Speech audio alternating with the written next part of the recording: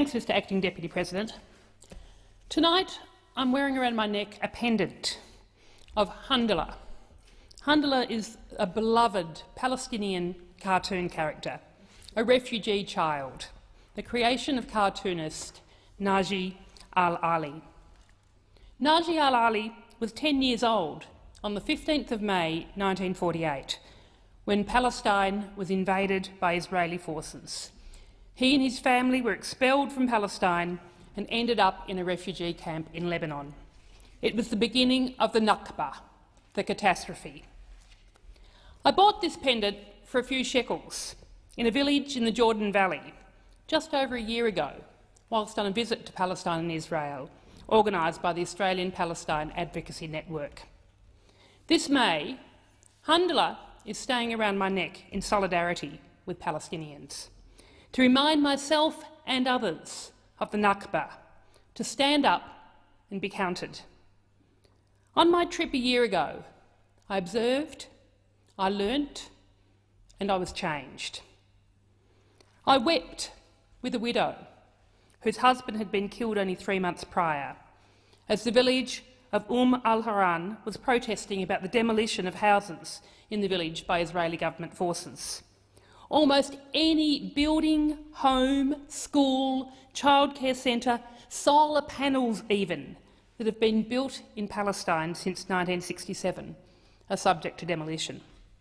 I met mothers holding vigil outside courtrooms where their teenage sons were being tried and convicted and jailed for the crime of posting on Facebook about the Israeli military forces that control their movements and their lives.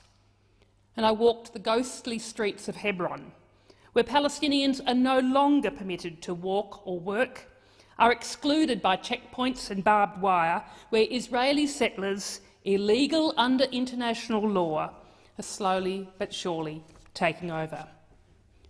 But enough of what I witnessed. I don't have to live it every day. I got to come home to Australia and to distance myself from the oppression and the injustice.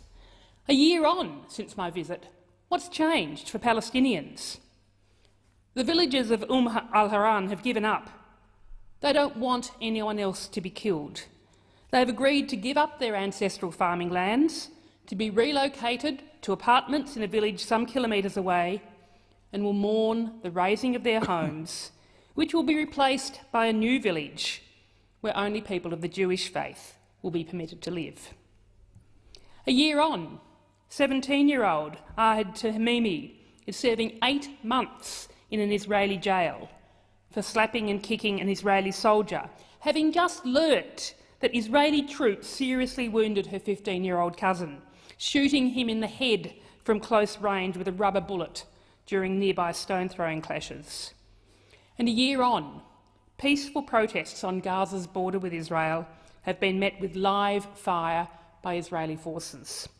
51 Palestinians have been killed by Israeli forces in the past 6 weeks. No Israeli soldiers have been killed or injured. Israel continues to control the borders, imports and exports, water supply, electricity supply, people's movements, the army, the courts. Israeli settlements, illegal under international law, are expanding on Palestinian land. Roads, which Palestinians are banned from travelling on, connect these settlements with each other and to Israel. And Palestinians in the West Bank, suffering, resilient, steadfast under this military occupation of the last 50 years.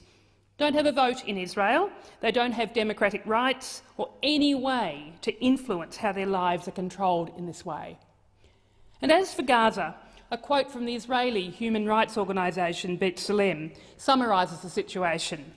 Gaza is a humanitarian disaster that has nothing to do with natural causes. It is entirely human-made, a direct result of official Israeli policy, a cruel, unjustifiable policy which sentences the nearly 2 million people living in Gaza to a life of abject poverty and nearly inhuman conditions. That's the reality of life in Palestine. That's the reality of the Nakba. So how do Palestinians in Australia experience the Nakba? I want to share with you what Nakba means to 2 Australian Palestinians. Firstly, playwright and poet Sama Sabawi, as reported in New Matilda. She writes, "Nakba is not an isolated incident in history, not a single memory that stands distant and frozen on the pages of time.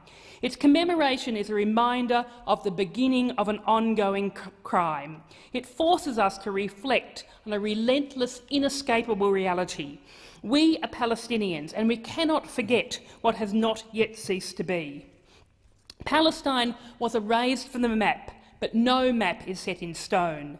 Maps have no heart and soul. Maps don't reflect the sanctity and beauty of life. So let them keep their map and let us look erasure in the eye. Demolish our homes, steal our land, detain our children. Oh, but if only they would leave our children alone. Here, in the native place of our existence, on the soil of our ancestors, we will survive and we will transcend their brutality with infinite persistence, with beauty and resistance.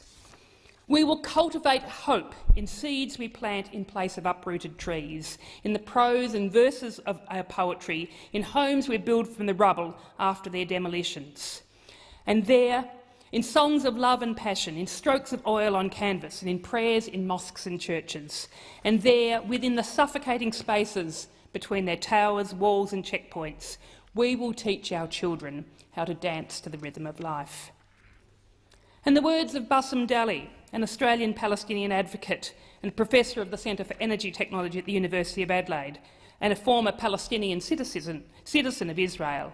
And he said, "As a child, you hear about the relatives in refugee camps in Lebanon and Jordan, and you hear the heroic stories of survival against all odds.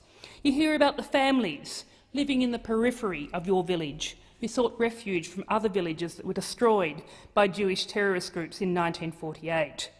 You drive by these villages and you notice that they have new Jewish names and that the Arabic names have disappeared. And you realise that your Nakba has never stopped.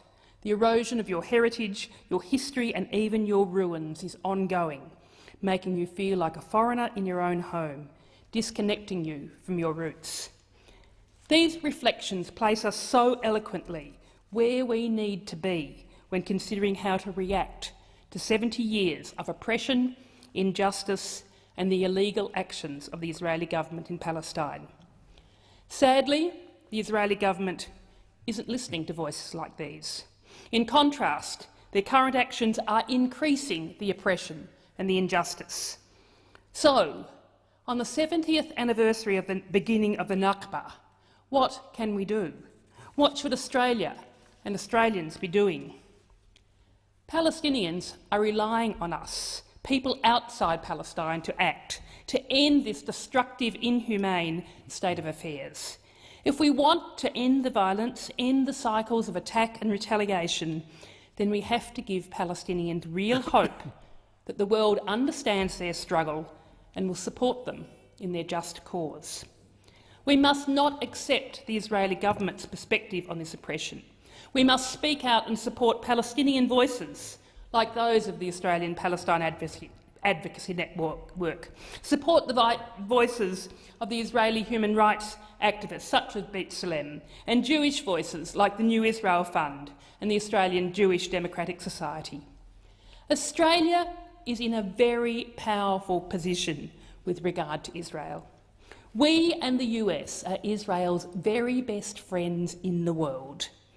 It would be massively powerful if we recognised the State of Palestine, joining 137 other states in doing so. If we said to Israel that we will not sell or buy arms from them while they continue the illegal military occupation and the expanding settlements. If we called on them to stop using lethal force against unarmed protesters in Gaza. In short, if we let Israel know, in the way that only best friends can, that their behaviour is unacceptable and we aren't going to turn a blind eye to it or to stay quiet about it anymore. I'm wearing my Handala pendant all month to provoke conversations, to remind me to speak out at every opportunity about the ongoing injustice in Palestine. And I invite all members of this parliament and all Australians to do the same.